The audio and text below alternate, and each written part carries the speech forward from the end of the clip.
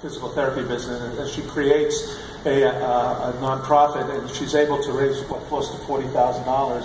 You know, so tell us about how you started with that, as far as you were part of a show, part of a tour, and then there was the aha moment, right? So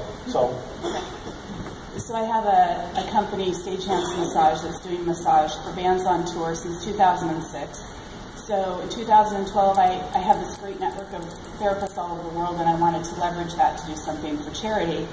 So I said, oh, I can do live events, massage the patrons, maybe backstage, and donate a portion of the proceeds to charity. So I wrote a one-page proposal and gave it to Kevin Hoyman, and he's like, I will help you. So that's where it started, and he took us out on Warped and Mayhem. We also did Uproar and his Stuffing for Dollars golf tournament, and he bought us a branded tent that he took on tour. So in 2012, we went out with all of his festivals, and then we were able to go out on 27 others that we contacted.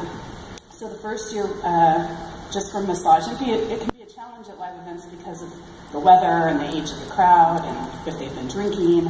So I wasn't sure how it would work out. The first year we raised $12,000. The second year we raised $26,000, and then this year we raised $40,000. But the thing that really happened, it sort of opened up the floodgate of opportunity for us because sponsors took notice. So we had 4 sponsors approach us and ask us to be part of their activation. So the benefit to them is that because we're a 501c3, it was a tax-deductible donation, and they can name where they want 25% of the proceeds to go to.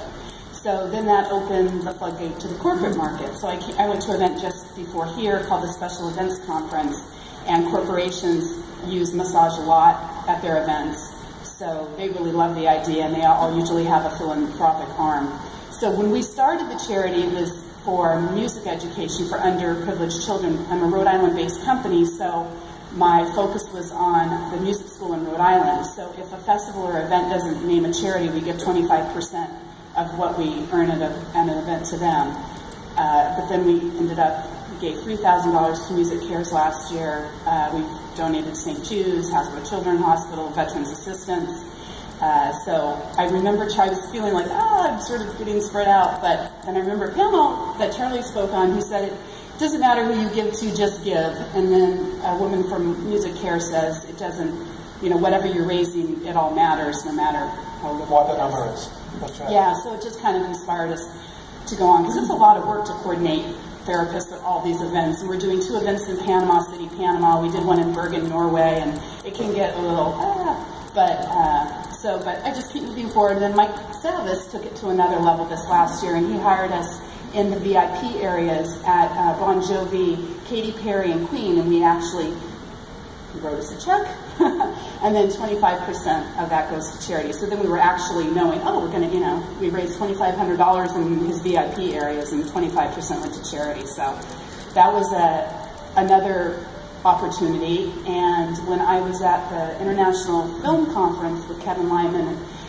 there was a panel on enhancing the VIP experience, and there was a company there that's what they do, is put together VIP packages for conferences. And he's like, we love it because we're always including massage, and we have to scramble around, we have to find therapists, and we're not really sure if they're good, and you're standardized and you're worldwide, so I want to include you now at all the events that we put together. So it just, it's kind of taken on a life. So this whole idea of sharing what you've got, the shared value, started with this the seed, and now it's spread, and now you film festivals and all this. Right. So, if you really, you can look up here, and we're going to talk to Mike Savis and Brady Lee here with Rockcore, and I'm sorry, I forgot to introduce Brady Lee over here at the end. And we'll talk about that. Is it a sustainable business model? Is it good business to give away money? And you can look up here at this table, and I'm pretty sure that it's pretty unanimous that it's a good idea, and it creates and it makes you a better company, a better world citizen, which and with Lori, my partner, with just a bunch of roadies, and SOS with satellite office systems. You know, the idea that we're trying to push, the agenda we're trying to push amongst all of us, is that it's not that difficult. You know, we can create these projects, we can go ahead and make it part of the language and part of the lexicon, so that we can go ahead and it's not oh, we got to go and do something. No, it's a Tuesday and it's a day off, and we're going to go and, you know, you get on the bus and you get off the bus and you get to a civic center and you do that sort of thing. Lord, you know, talk about how we can help with that, and then we'll go to Mike Savis and Grady over here, because these guys have an organization that can help us activate this idea of the day off in the itinerary. So it's a, you know. Well, Charlie's already activated it once, but we